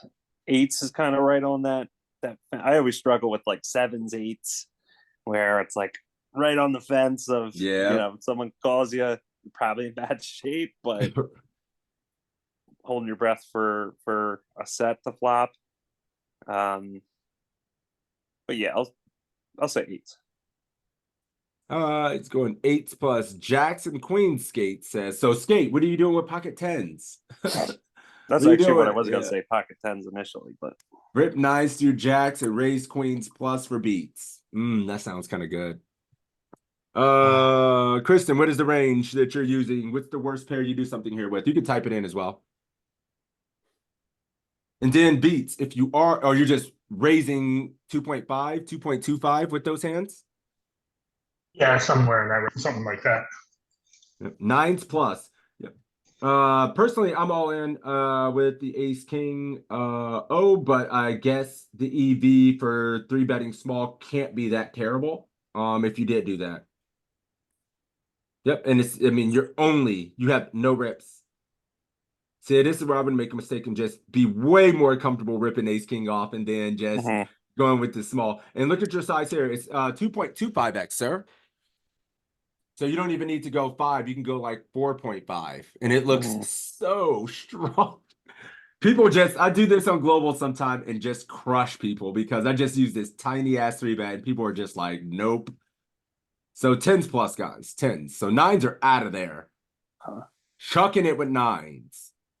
Yeah. And I would never find the king 10 suited raise and the king queen suited jam. It also makes his call a little bit. If you're uncomfortable with it and in your game Skate, you probably don't get punished enough. These guys are probably opening like 12% from here. So it's okay, bro. It's not like you're making a mistake, too big of a mistake. You see the EV's neutral between the two decisions. And it's a 50-50. I'm surprised this isn't just ripping it a slight bit more. I thought this would be like 40-50% ripping and then some raising. I ripped this way too much looking at it. Oopsie. And then small 3-bets. People want to fall in love with ace 5 under any circumstance versus any open in your single action. You can't do it. Just play like a nit in these spots, guys. This is just showing you it's okay to be nitty. Queen jack suited doesn't need to be played every time. You're allowed to just chuck it. 9s. You're deep in this tournament. We're 20 people away from winning $100,000. Let's just do our thing, you know? Yeah, I guess we're just way Right. too early because you really have 6 people that have an active behind you and then the Yeah. opener. Yep. So you have 7 people behind you. So I guess, yeah, we just have to narrow our jamming range quite a bit. Yeah, it practically had no jams, only ace king and Yeah. king queen suited. And that's King, queen you know, suited. Yeah. and then I mean the optics of when we 3-bet small there. Think about how strong that looks, man. I do it. Oh, yeah. People are folding tens behind to an under the gun open, and then your tiny ass 3-bet. Somebody's gonna fold tens, nines, ace queen. Ace queen's just gone. Like nobody can play. Cool. Keep it going, Corey. Calling off, are you calling off this ace seven, and if you're not calling off this suited ace, what's the worst one you would call off to a low jack jam?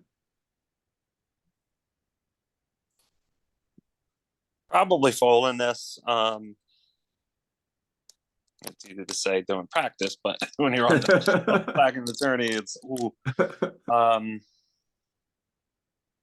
Yeah, probably folding this.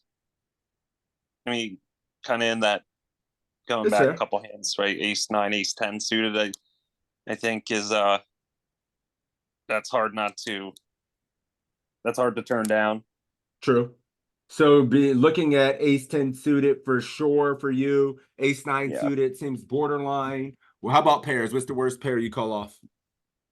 Or yeah, what's the worst pair you call off in this spot?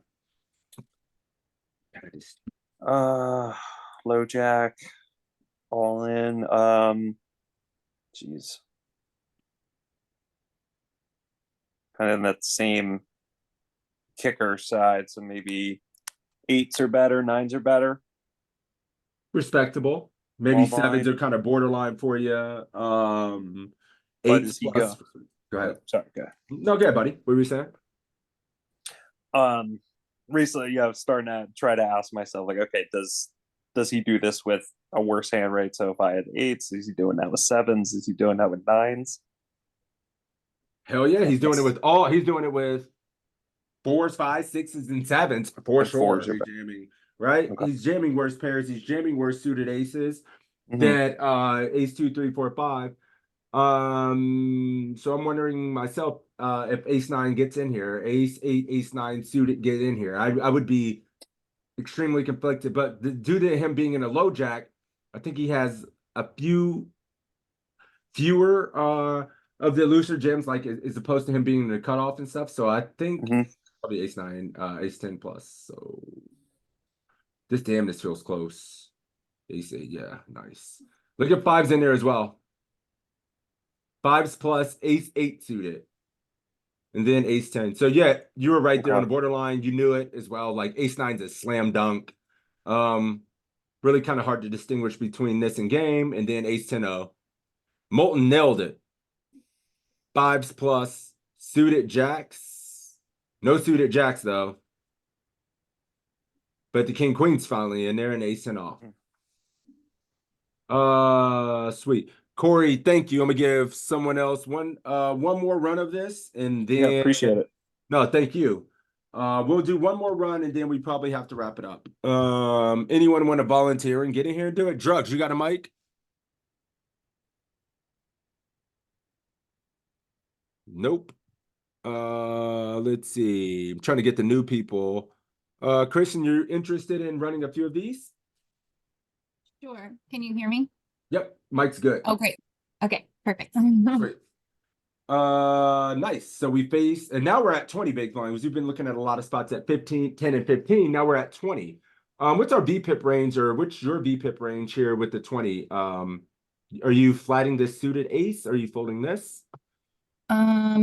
With this being from early position, I think I would flat it. Fair. Or yeah, I don't know. So if you're flatting this, are you flatting all the suited aces? Well, I'm sure not all the suited aces, but which ones are you flatting? And then are you going to start raising like ace 10 suited plus ace jack? Or are you just going to flat from ace deuce to ace jack? Or what's your strategy for this spot?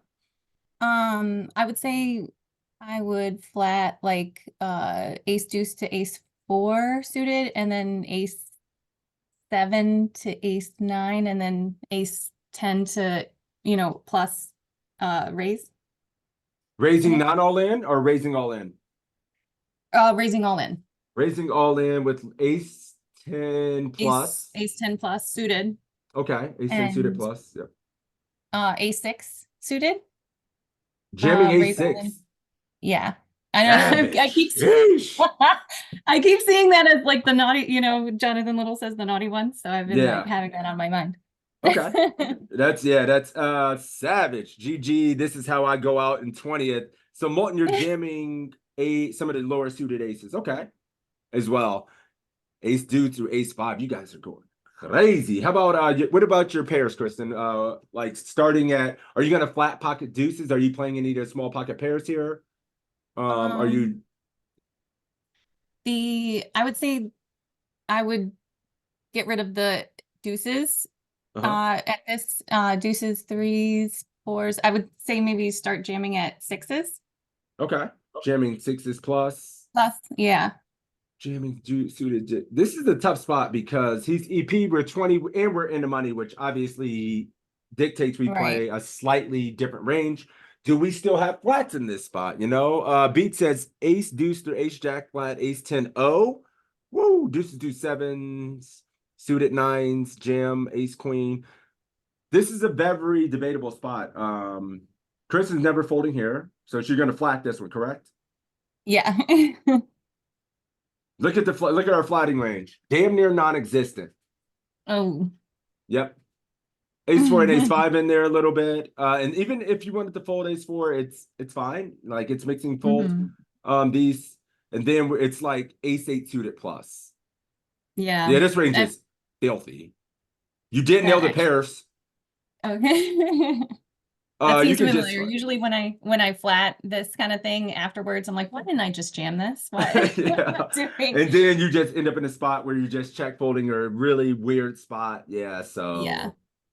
Ace queen, ace king can jam here, and then our suited 10s. Somebody said suited 10s, nailed it. Suited jacks. And anytime we're facing, you get in the money here, guys, versus a single open, and you have something like king 10, queen 10, jack 10, and you're in the blinds or late, especially in the blinds, you can think about jamming. It's going to be a very high frequency jam in these spots a lot, especially in small blind.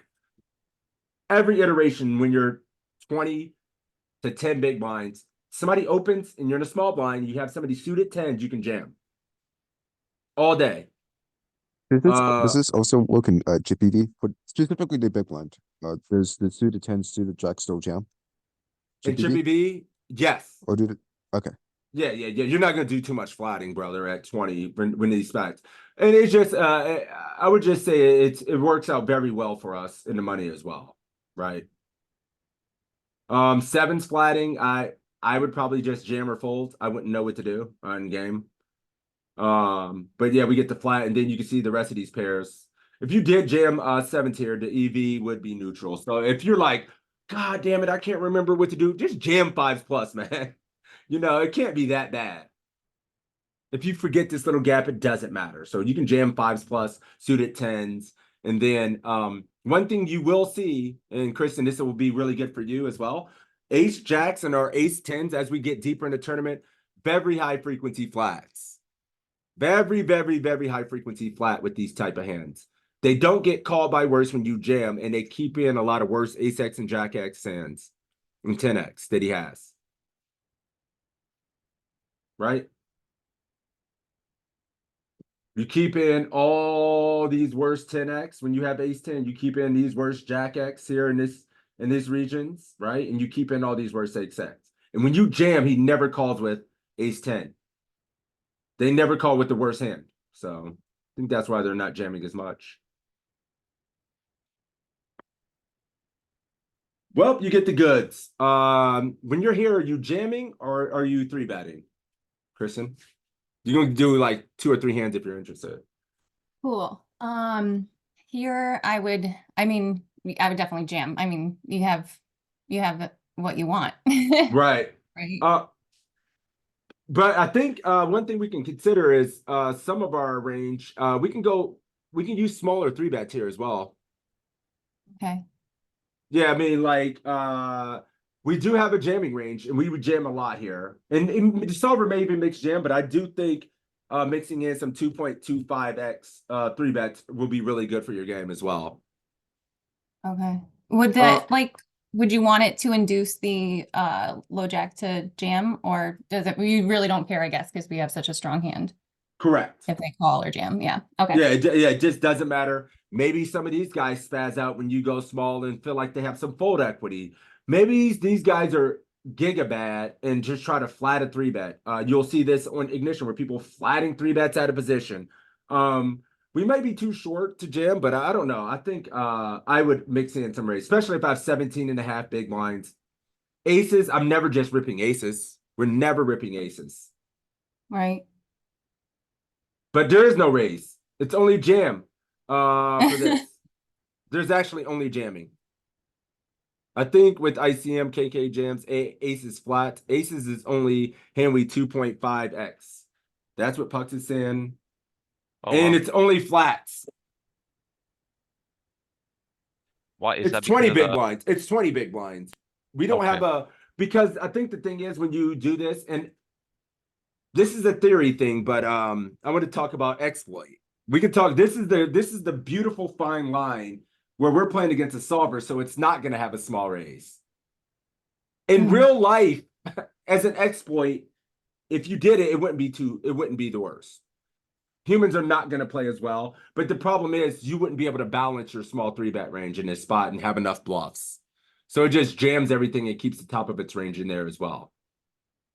Because you can't balance a small raise at 15 like you can at 20, it just wants you to rip everything and just have a few slow plays. I see. That makes sense. Because you can't make you don't want to go 2.25x with ace 9-0, ace jack O, or anything like that. So it just wants to rip everything in this range.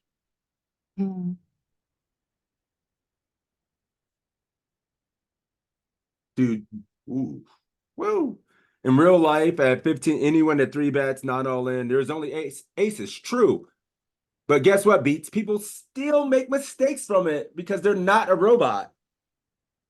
People still get married to hands. People just don't know what to do and then flat and give you an extra 2 bigs when they would have folded to an all-in. So I'm not saying it's something you should always do. Jamming is probably just going to print more. And when they're opening off of a stack that short anyway, they've already got a condensed range that they need to call it off with.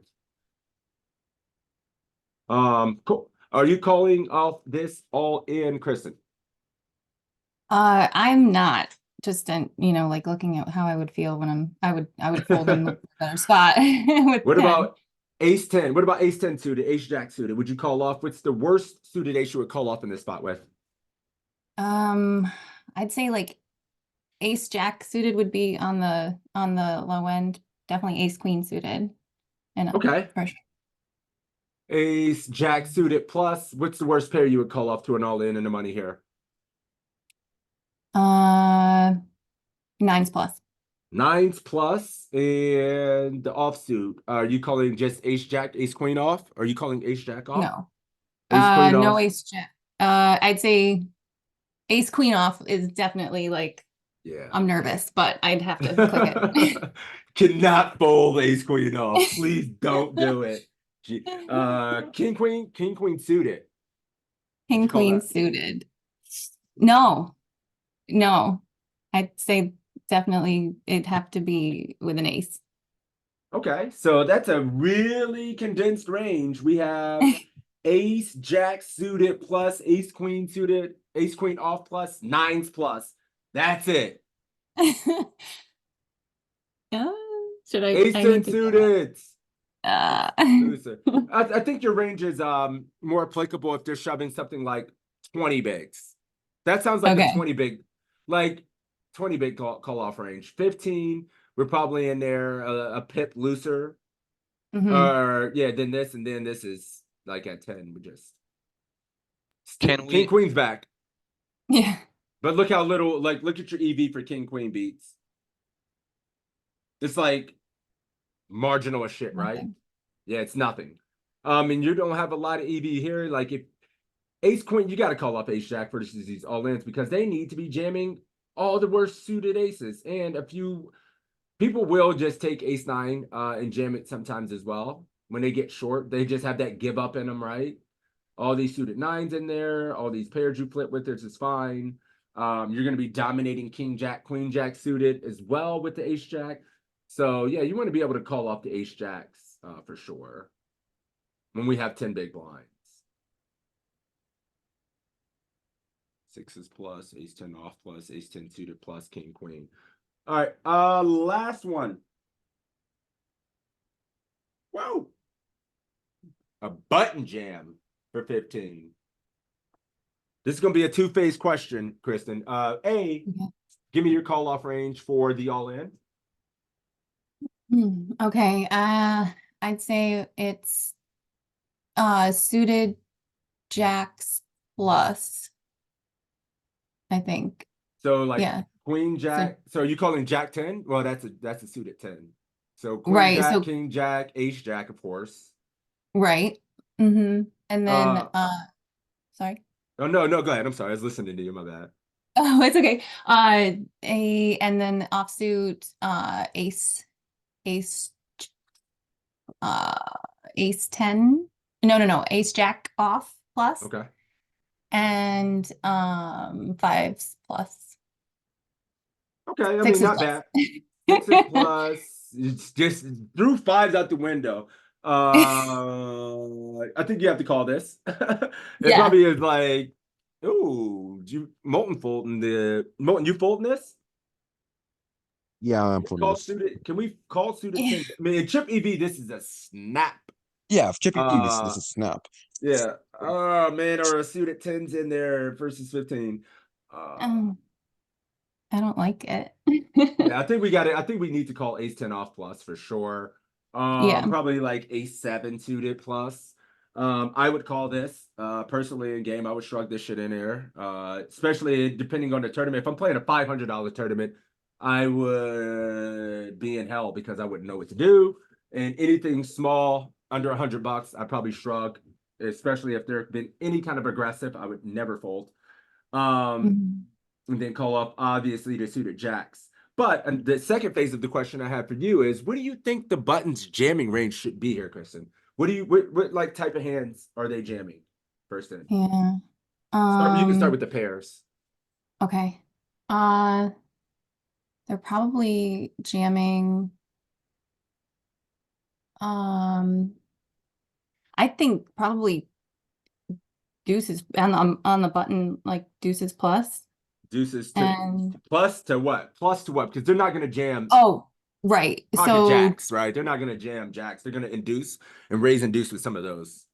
right. So deuces through eights, I'd say. Okay. So then nines through kings, Aces.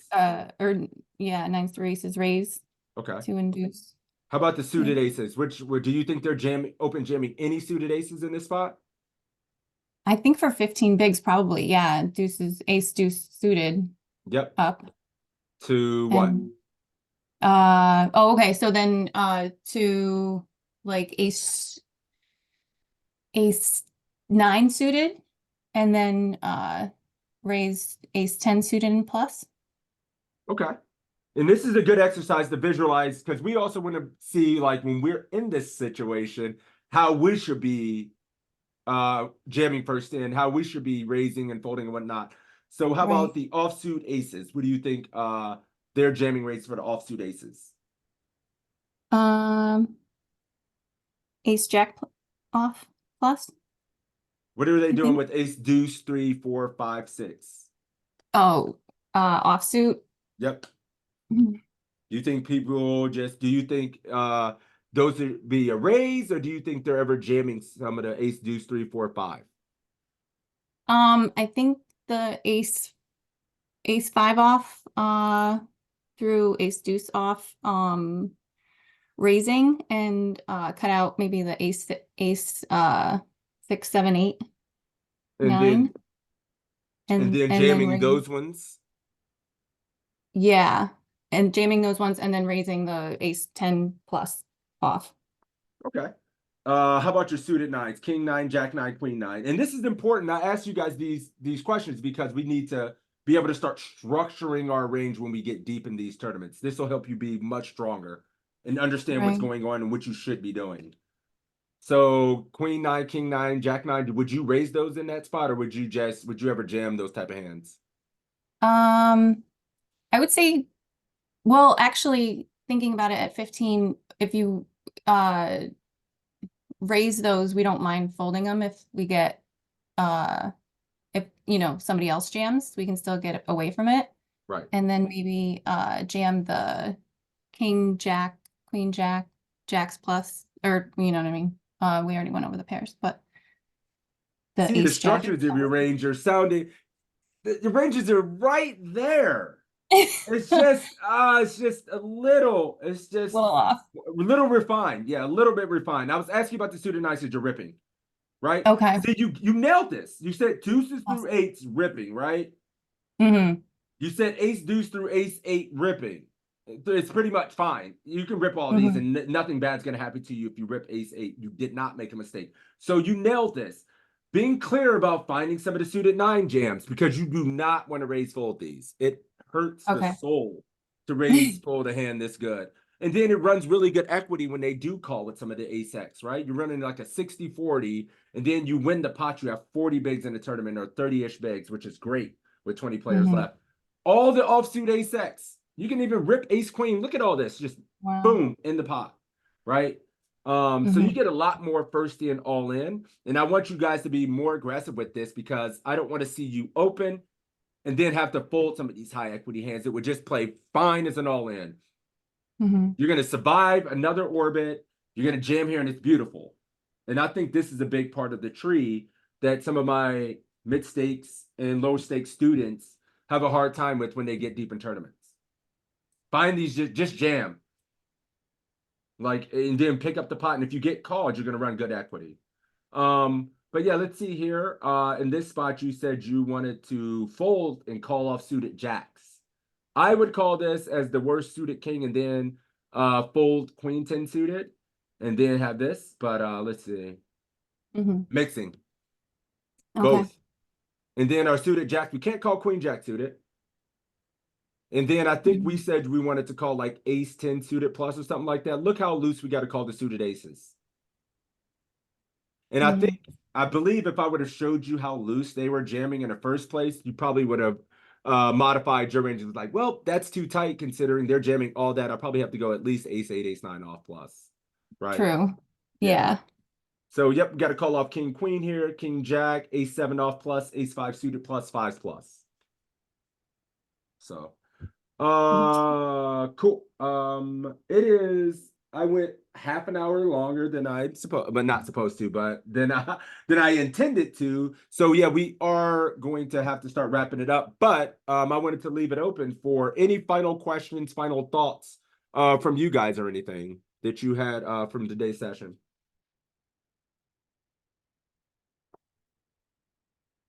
Nope. Good group. Go ahead, Skate. How could I just briefly, how can I get better at studying these ICM spots in the GTO Wizard? What settings do I need to how can I start start from 20 big blinds under until to test myself?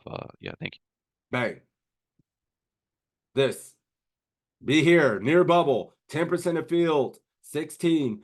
And just like you can have GTO Wizard, and GTO Wizard it's good, but you got to understand the why. You got to start thinking about your population tendencies. You got to think about the adjustments made. This tool is shit if you don't know anything about poker. You can't just have GTO Wizard and expect to get better. There's thousands of people with it that are still hard stuck, right? But just understanding the why. Why we're all in first in these spots where we're just jamming 15 and not raise folding, right? And understanding all these different things. So make sure you're staying vigilant and thinking about that, as well as using this tool and looking at 10% in wet fields, right? So awesome. Thank you. Yep. Yeah, I got a free 30 days for winning a quiz. Anyways, last question. Yes, sir. Bro, on the river, when like a snap jam, usually to you guys, that's like a more bluff heavy, right? Like and we don't talk about internet timing tells, but when they just like click shove on the river, it's like kind of strange, isn't it? I know we're not talking about action, but yeah, what do you guys think about that? These Yeah, internet timing tells, is that a thing? so man, it's so Vela dependent, but if they don't give a Yeah. thought into the range, your range, or the board, the river comes, bam, I'm all in. Yeah. Was your range already so strong? Also, how deep effective are stacks, right? Maybe they're already pot committed. Maybe there's less than a pot size bet behind. The river didn't run out in a way in which equity shifted at all. If equity shifts and then they still snap jam, I'm very suspicious. Like, how do you I would not also care about my say range? be careful against the player, because one of my worst habits is I snap everything. Toe is crazy. Toe is a wild man. Toe is Yeah. sick in the head. I don't know how he is like he does it. He snaps everything. He acts quick as Yeah. hell. Yeah. I was gonna say that too, and a lot of times, like especially the river, I'll have in my head, like depending on what the card is, what my action is gonna be. So sometimes I'll act faster because I've already predetermined what I'm gonna do based on what range the card hits in. So sometimes I have to like slow myself down. Is that for like this So deception? Like you don't want to give off your own timing tells sort of thing? But you can. yeah. For Okay. me, it's just the fact that I'm usually Yeah. 10 tabling and already know what I'm going to do depending on what you're going to do. And I already know what I'm going to do with pretty close to any card on the turn and just being a nerd. And then I purposely like slow down when we get near the bubbles. And then pretty much take the equal amount of time every time from there now for it. But before that, I pretty much snap everything. So it kind of depends. All right. Thank you. May the poker gods be with you all. Yeah, no problem. And did anyone else have any questions, final thoughts, or anything? Nope, cool. Well, next week we'll be back at it. I do feel like it's been a while, and I really want to do a hand history review. I think we're due to maybe spend a quick hour and a half on a hand history review next week. So if anyone has anything, if you make a deep run in any online tournament, it ain't got to be a deep run, man. If you're just struggling and you want to nominate yourself to get a hand history review, it's worth it, right? We'll make it good. So make sure to send me or reach out to me. You can message me here. Even if you don't see me online, I'll get your message and respond. And then we'll try to do a hand history review next week. I think it's time. So we got that. And then yeah, if you guys enjoy these, make sure to let the team know. It's very important.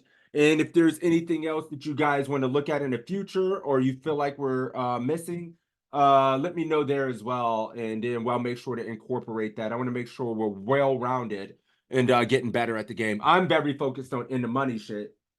But some of us may need more work at 3-bet pots. For squeezing multi-way is another one that we need to spend some time on. Go back to refreshing multi-way. So no, thank you guys for the support. I appreciate it. I have a long list of 4,000 place finish. Silly, man. Yeah, I need to 3-bet more pre. I flat too much. Yeah, we'll work on that. Yeah, we'll do that. In Molten, you can always bring a hand hit. You play on sites that you're not tracked as much, but yeah, anybody that wants a hand history review, we can do that. Go ahead, buddy. I'm great. sorry. I got one. Skate, we always look at your stuff and it's wild. No, I got you though, brother. If you submit, nobody else does, we got you.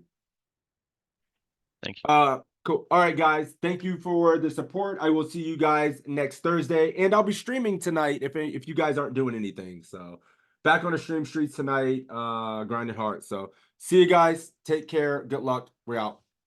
Peace. Thanks, bro. See you, you. bro. Peace. Later.